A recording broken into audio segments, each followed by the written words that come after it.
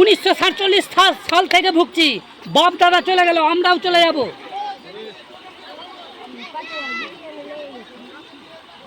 মালদার মানিকচকের নাজিরপুর অঞ্চলের হাহাজান ঘাটে কালিঞ্জি নদীর জলের তরে ভেঙে গেল নদী পারাপারের বাঁশের তৈরি সাঁকো।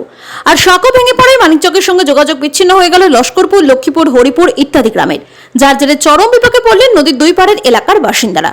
শুক্রবার হাহাজান ঘাটে কালিঞ্জি নদী পারাপারে বাঁশের সাঁকো ভেঙে পড়ায় সাধারণ মানুষজনেরা বিপাকে পড়েন।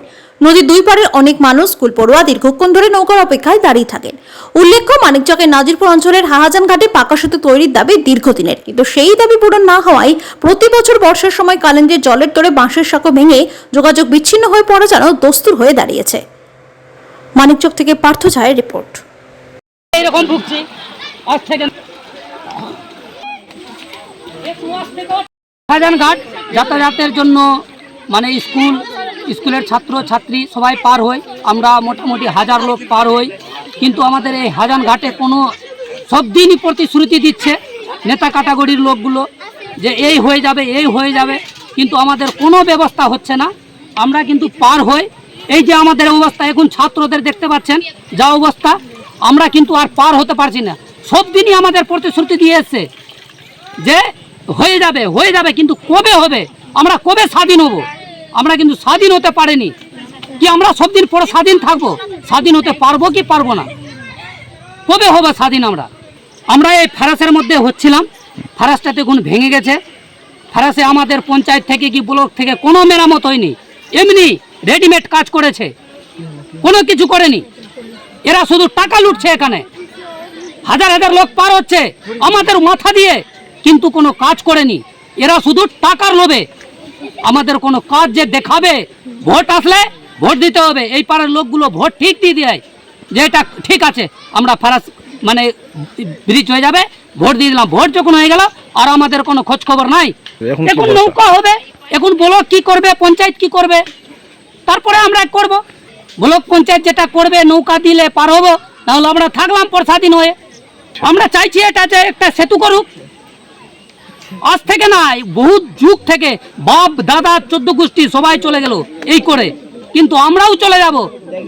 আর কোনোদিন সেতু হবে না। কি এরকমই থেকে যাব আমরা? কি স্বাধীন হয়ে 1947 সালে স্বাধীন হয়ে কি আমরা স্বাধীন হতে পাবো না? এই যে এখন ব্লক পঞ্চায়েতের আশায় বসে আছে, কখন নৌকা দিবে যে পার হব। আমরা পড়ে আছি, কি করব এখন? আমাদের তো হাতে কিছু করার নাই, আমরা তো কোনো নেতা নাই, প্রতিশ্রুতি দিচ্ছে। সেতুটা হাজান ঘাটে আছে, এটা আমাদের পঞ্চায়েত থেকে নির্মাণ করা হয়। বিষয়টা হচ্ছে, হালকা যখন অল্প জল থাকে, সেতু দিয়ে বেশ পারাপার চলতে থাকে। কিছুদিন আগে মেরামত করেছিলাম, মেরামত করার পরে বিষয়টা হচ্ছে বাঁশের সেতুটা মানে অ্যাকচুয়ালি সমাধান না।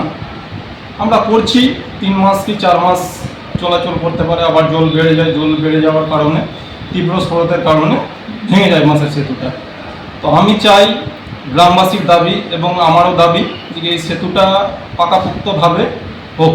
বাঁশের সেতু মোটা অঙ্কে কিছু টাকা না, এটা আমাদের অ্যানুয়াল অ্যাকশন প্ল্যানে 1 লক্ষ টাকা ধরা থাকে। 1 লক্ষ টাকার মধ্যে তার থেকে কমই টাকা টেন্ডার হয়।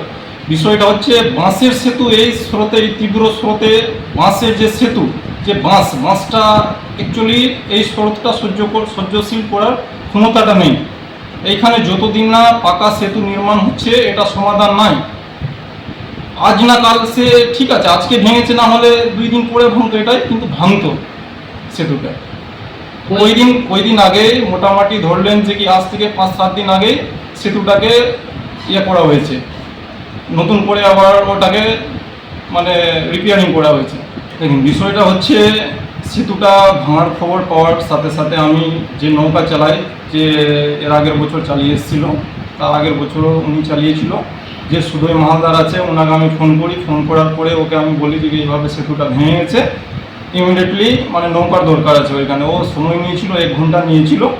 যাক, আবার আমি ফোন করেছি, বলছে চলে যাচ্ছি করছে। ঠিক আছে, দেখা যাক কতক্ষণে পৌঁছায়।